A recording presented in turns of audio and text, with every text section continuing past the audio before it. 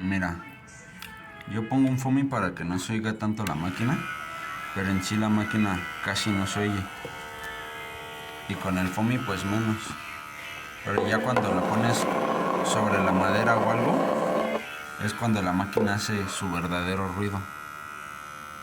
Si tú quieres calar tu máquina, no tiene que hacer un ruido molesto.